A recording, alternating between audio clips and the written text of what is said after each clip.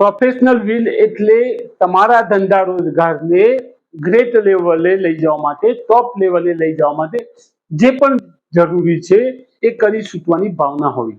તમે જે leader higher કરો છો કે તમે ખુદ તમારી કંપનીના લીડર છો, તો તમારામાં તમારી કંપનીને, તમારા કારખાનાને, તમારા રેસ્ટોરન્ટને ગ્રેટ લઈ જવા માટે જે કંઈ પણ જરૂરી છે એ કરી છૂટવાની ભાવના હોવી જોઈએ. ફૂલ્લી ડેડિકેશન સાથે, કમિટમેન્ટ સાથે કે મારે મારી કંપનીને ગ્રેટ લઈ જવી છે, મારે મારી કંપનીને ગ્રેટ બનાવી છે, તો એ મહાન બનાવવા માટે, ગ્રેટ લેવલે લઈ જવા માટે જે કંઈ પણ જરૂરી છે એ કરી છૂટવાની ભાવના હોવી. જો તમારામાં આ ભાવના નહીં હોય તો કદાચ તમારી કંપની ગ્રેટ નહીં બની શકે. જો તમારામાં આ ભાવના નહીં હોય તો તમારી સ્કૂલ છે કે તમારી કોલેજ છે કે તમારી રેસ્ટોરન્ટ છે કે તમારો શોરૂમ છે કે પછી તમારી કરિયાણાની દુકાન જ કેમ ન હોય, એ તમારું ઓર્ગેનાઇઝેશન ગ્રેટ નહીં બની શકે છે. તમારામાં તમારા ઓર્ગેનાઇઝેશનને એ લેવલે લઈ જવા માટે જે કંઈ પણ જરૂરી છે એ કરી છૂટવાની ભાવના હોવી જોઈએ.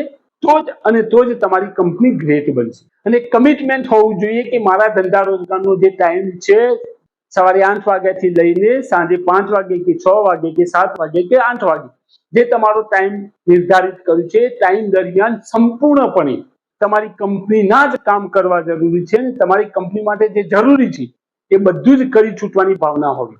અને જો તમે આ જ માઇન્ડસેટ સાથે કામ કરશો તો જ તમારી કંપની ગ્રેટ બનશે.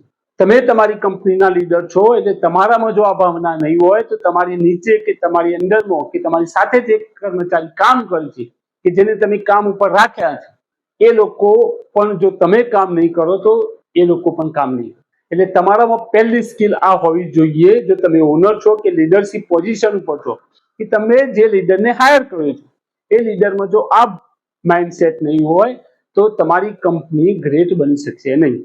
એટલે ગ્રેટ બનાવવા માટે પહેલી જો સ્કિલ જે છે લીડરશિપ, અને લીડરશિપમાં પહેલી જ વસ્તુ છે કે પ્રોફેશનલ વિલ હોવી.